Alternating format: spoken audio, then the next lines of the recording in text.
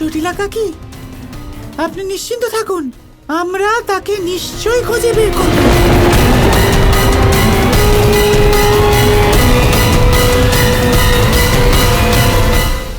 কিন্তু তুমি এত বিশ্বাসের সাথে কি করে বলতে পারো? কারণ বর্ষণার প্রধান দ্বার ভাঙা হয়নি, কিন্তু তা খোলা হয়েছিল।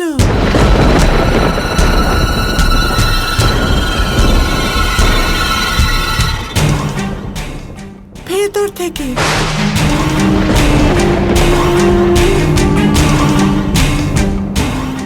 যদি সেটা ভেতর থেকে খোলা হয়ে থাকে তাহলে ভাবুন,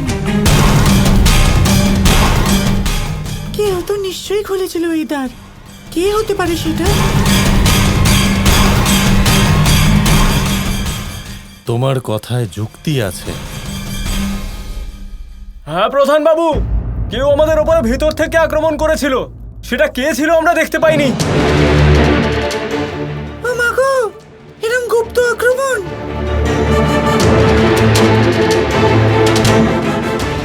কে করতে পারে এটা? নিশ্চয়ই কোনো সাধারণ মানুষ নয়। এ অবশ্যই কোনো শিক্ষিত আর পারদর্শী যোদ্ধার কাজ।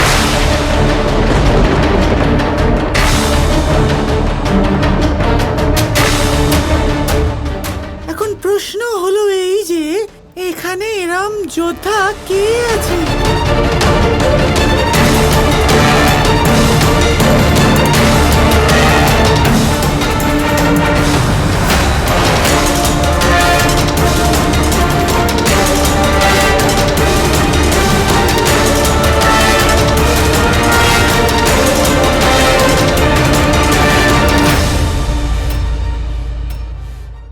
এই হিরেটা দেখতে পাচ্ছেন আপনি? লক্ষ কোটি বছর ধরে পৃথিবীর গর্ভে থাকার পরে এটা এতটা শক্ত হয়ে ওঠে, কিন্তু যখন খনি থেকে একে বের করা হয় এটি কয়লার মতোই থাকে, সাদা, শক্ত, নিস্তেজ। কিন্তু যখন একে পালিশ করা হয় তখন এটা তেজ লাভ করে, আর ঠিক তখনই এর মূল্য বৃদ্ধি পায়। সংসারে মানুষের সাথেও ঠিক এমনটাই হয়ে থাকে।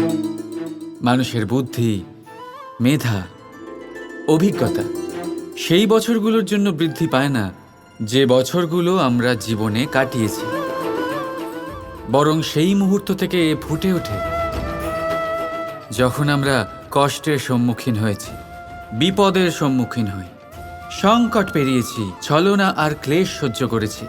এই জন্য যদি আপনার জীবনে আপনি সংকটের সম্মুখীন হন, বিপদ আসে, কষ্ট আসে, তাতে একেবারেই ভয়ভীত হবেন না। তাকে আহ্বান জানান, কারণ এই পরিস্থিতিগুলোই আপনাকে অভিজ্ঞতা দেবে যা আপনাকে উন্নত করবে। রাধা রাধা।